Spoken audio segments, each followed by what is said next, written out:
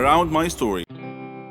I am Brenda's child, or at least I was, because my grandmother had died and my mother at some point in her life felt that drugs would be beneficial to her.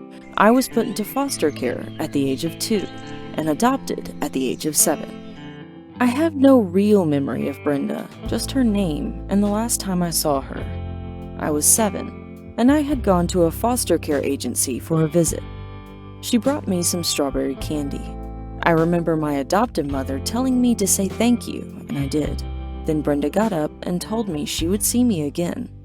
I went back to the agency a month later for a visit, and she never showed up.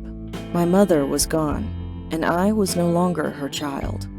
I was fully aware of being adopted because my adoptive parents, who I've lived with for the past 4 years, asked me how I would feel being their child, and I said I had no problem with it. So they adopted me and my biological sister at the same time. I can remember that when I got adopted, I was happy, but at the same time sad. I was happy because I had a family, a nice warm bed to sleep in every night, plenty of food to eat, and a place to run around. I was sad because I never got to say goodbye to Brenda, and the last time I saw her, I didn't take in what she looked like. I was sad because she never showed up to me again. She had lied when she said that she would. I'm not sure why I never saw Brenda again, but for years I looked at myself as an intrusion. I figured she didn't want to see me anymore because I needed things, and that would get in the way of her buying her drugs. When I went to sleep, I'd have dreams that Brenda had been looking for me and found me. I'd have dreams that she would recognize me and come up to me and say, "It's me, your mother." But I never talked about these things. I guess I just didn't see the point. It wouldn't have changed the feeling of loneliness that she had left behind. My adoptive parents didn't make it that easy for me to talk either. It wasn't that they weren't good to me. They took me on road trips, they took me to and great adventures, and they got my hair done every 2 weeks. They gave me a stable home, something I probably would have never had if I had been in foster care or still lived with Brenda. But my adoptive mother jumped to conclusions when I would try to tell her little things about boys or school or anything that happened in my life. She always assumed I was getting in some kind of trouble. So there wasn't any way I would have told her about my most painful private thoughts, even if I had thought of telling her. Instead, I just tried to be a nice kid who always seemed happy. I would smile, laugh, and joke.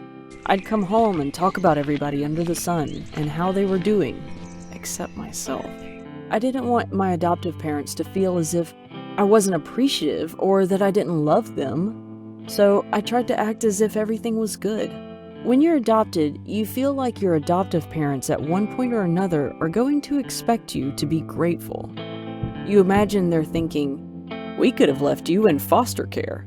And I was grateful, but there was still a part of me that was angry at having to be grateful for just being their child.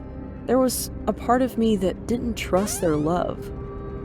A part that said, "What makes you love me when my real mother didn't love me? What's so real about your love?" When I was angry, I expressed my pain by either writing or acting out, or sometimes both. At school, I had a quick temper. I got into physical fights and cursed people out. I ran away from home a lot, more times than I can count. My family couldn't understand why I acted the way I did, and neither could I. I just knew that I felt bad. If I was out in the street and the thought of her would enter my mind, I would turn my head and find something to distract me. If I was at home, I would get up and grab a book or watch television. But even while I blocked her out, the hurt continued, and my behavior got worse and worse. I spoke whatever was on my mind and cared very little about how people were feeling. My most common response to anything anybody said to me was, "Whatever." I was rude, rebellious, and the smallest things ticked me off. I had a non-caring attitude, and the worse I got, the more frustrated and angry my parents got. By the time I was 12 or 13, my mother and I weren't really getting along. She often beat me, and a couple of times she could have seriously hurt me. Whenever I got on my mother's nerves, she would tell me, "I don't care who you go and tell that I punished you.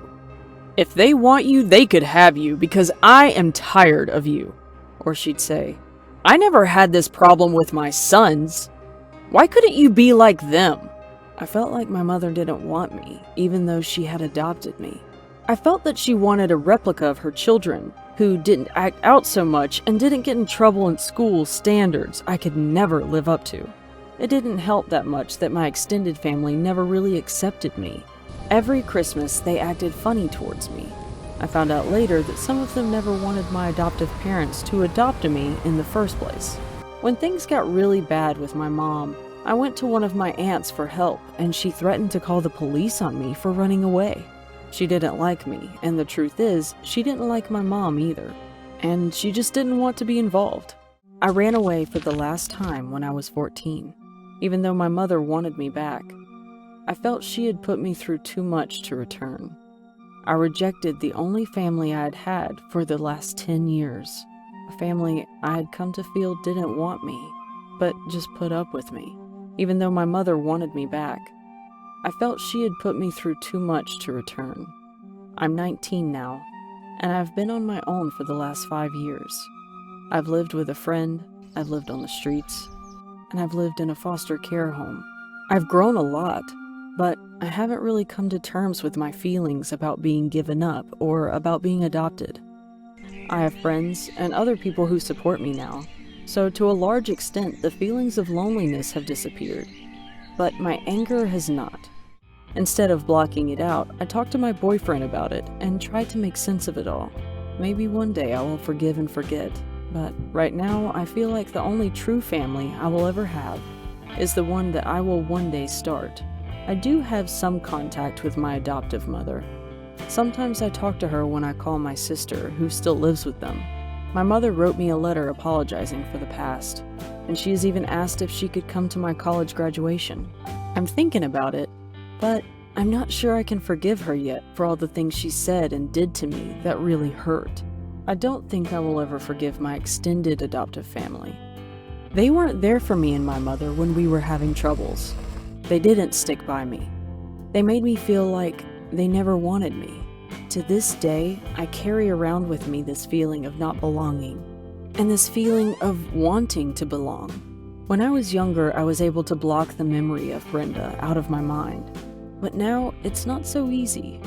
I look into the mirror and I want to know who I look like. If the children I intend to have one day ask, "Mommy, what was she like, your real mother?" I want to be able to answer that, or I'd like my kids to be able to ask her for themselves. It seems like the chance of finding her are as slim as the skin peeled off an apple, so I gave up on that. I realize I may never find her. I'll have to accept that. Still, I want to find her, and the thought of her comes into my mind often. I am angry at her. I am angry because she lied to me, and I am angry because she left me. But I still believe that even if I found out that Brenda was not alive or even in jail, it would bring a sense of closure. It would fill up that empty space in my heart. Do you guys think I should keep looking for her? Or is it too late?